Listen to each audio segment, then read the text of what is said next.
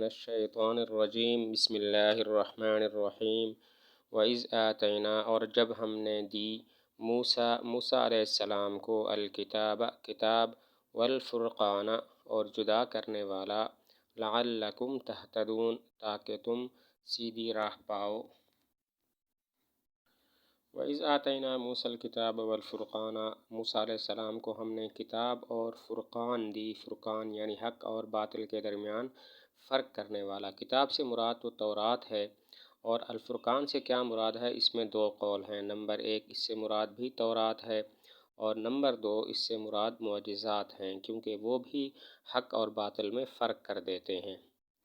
وَإِذْ آتَيْنَا اس وقت کو یاد کرو جب ہم نے موسیٰ علیہ السلام کو کتاب اور فرقان دی۔ کتاب سے مراد تو تورات ہے، اور فرقان سے کیا مراد ہے، دو قول ہیں۔ نمبر ایک، تورات ہی ہے، کیونکہ تورات بھی حق و باطل میں فرق کرتی ہے، اور نمبر دو، فرقان سے مراد معجزات ہیں، کیونکہ معجزات حق اور باطل میں فرق کر دیتے ہیں۔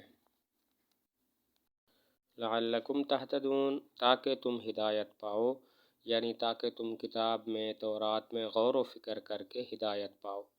لعلکم تہتدون تاکہ تم سیدھی راہ پاؤ، یعنی کتاب میں غور اور فکر کر کے تم سیدھی راہ پاؤ، ہدایت پاؤ۔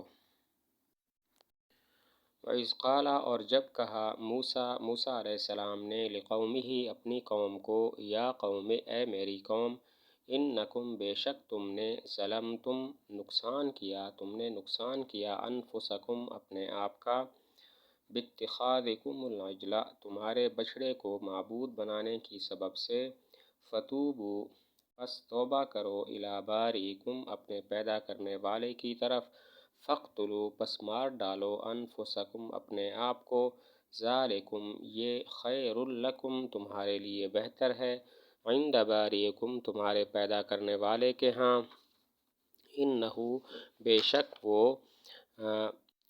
فتاب علیکم پس اللہ تعالیٰ متوجہ ہوئے تم پر، انہو بے شک وہ، هو التواب خوب توبہ قبول کرنے والا، الرحیم رحم کرنے والا ہے۔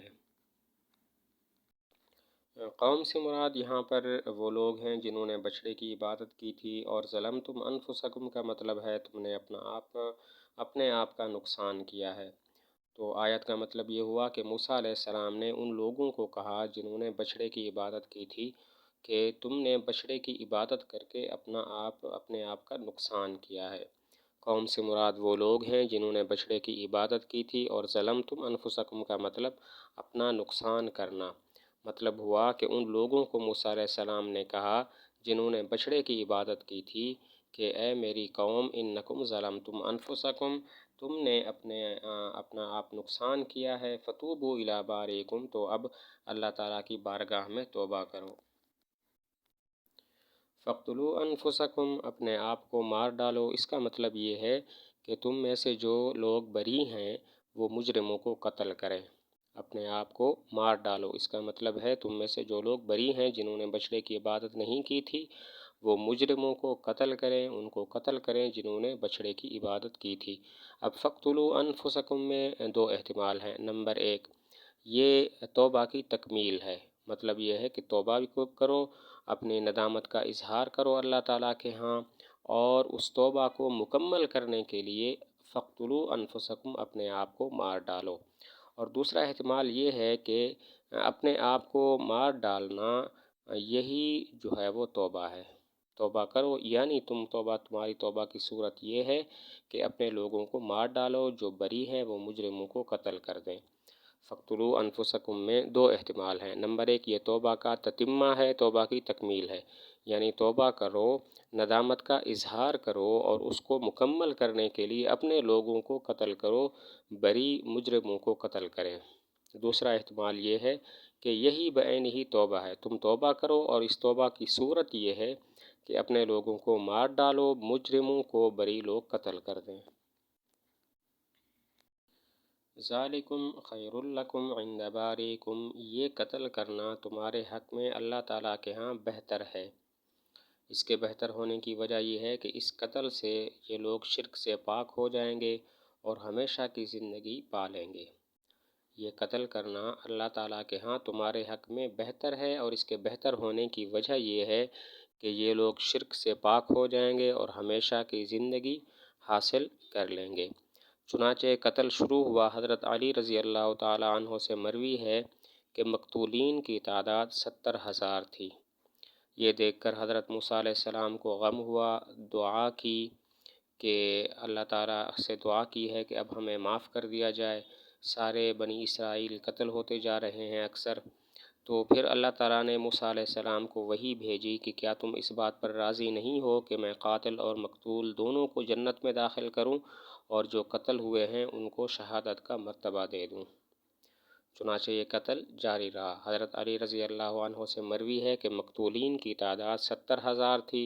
اس کے بعد موسیٰ علیہ السلام نے دعا کی اور اللہ تعالیٰ نے پھر وحی بھیجی کہ کیا تم اس بات پر راضی نہیں ہو کہ میں قاتل اور مقتول دونوں کو جنت میں بھیجوں اور جو قتل ہوئے ہیں ان کو شہادت کا مرتبہ دے دوں۔ فتاب علیکم، اس میں دو احتمال ہیں۔ نمبر ایک، یہ موسیٰ علیہ السلام کا کلام ہو، اور نمبر دو، اللہ تعالیٰ کا کلام ہو۔ اگر یہ موسیٰ علیہ السلام کا مقولہ ہو، ان کی بات ہو، تو پھر یہاں پر کچھ حذف ہوگا اور مطلب یہ ہوگا اگر تم قتل کرو گے فتاب علیکم تو اللہ تعالیٰ تمہاری توبہ قبول کر لیں گے۔ اور اگر اللہ تعالیٰ کا کلام ہو تو پھر یہاں پر صفت التفات ہوگی، تو خطاب سے غیبت سے خطاب کی طرف التفات ہوگا، التفات خطاب سے غیبت کی طرف ہوگا، اور مطلب یہ ہوگا کہ تمہیں جو حکم ہوا تھا اپنے آپ کو مار ڈالو تو تم نے اس حکم کی تعمیل کی، فتاب علیکم تو اللہ تعالیٰ تم پر متوجہ ہوئے۔